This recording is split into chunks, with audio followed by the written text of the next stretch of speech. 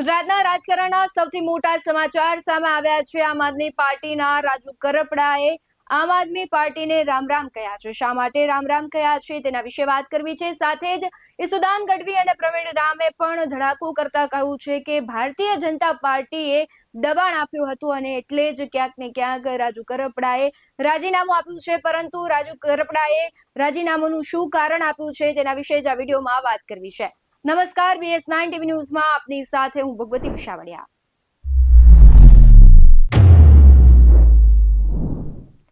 હળદળમાં જે ઘટના બની ત્યારબાદ રાજુ કરપડા, પ્રવીણ રામ છે તેઓને જેલવાસ ભોગવવાનો વારો આવ્યો। 108 દિવસ રહ્યા બાદ રાજુ કરપડા જ્યારે બહાર આવ્યા ત્યારે ક્યાંક છે તેમાં નિરાશા જોવા મળી રહી હતી। તેઓ મૌન હતા। સાથે જ પ્રવીણ રામ છે તેમાં ક્યાંક વધારો થયો હોય તેમના ઉત્સાહમાં એવું દેખાઈ રહ્યું હતું। આ બધાની વચ્ચે આજે આમ આદમી પાર્ટીમાં મોટું ભંગાણ થયું છે। રાજુ કરપડાએ ઝટકો આપ્યો છે। સાથે તેમણે શું લખ્યું છે ફેસબુક પોસ્ટમાં તેના વિશે વાત કરીએ તો રાજુ કરપડા, આમ આદમી પાર્ટી, તેમણે લખ્યું છે, જય કિસાન સાથીઓ, દોસ્તો, આજે આમ આદમી પાર્ટીના તમામ પદ પરથી રાજીનામું આપી રહ્યો છું। મારો નિર્ણય જરૂર તમને ચોંકાવશે। પાર્ટીને મજબૂત બનાવવા માટે મેં પરિવારથી વિશેષ મહત્વ અને સમય આપ્યો છે, પરંતુ કુદરતે અહીંયા સુધીનો જ સાથ લખેલો છે। સાથે તેમણે આગળ લખ્યું છે કે મારા દ્વારા ક્યારેય કોઈની લાગણીને ઠેસ પહોંચી હોય તો ક્ષમા ચાહું છું।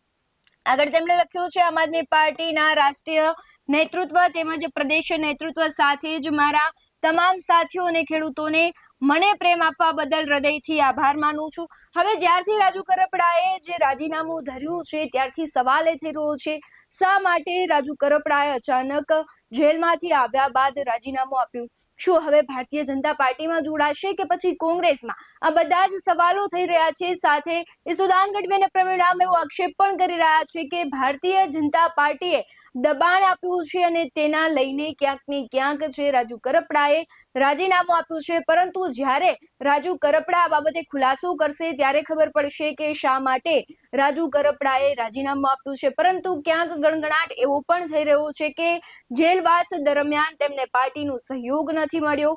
જો તેમને સહયોગ મળ્યો હોત તો જલ્દીથી જેલની બહાર આવી જાત। એટલે ક્યાંક શું પાર્ટીએ કાચું કાપ્યું છે?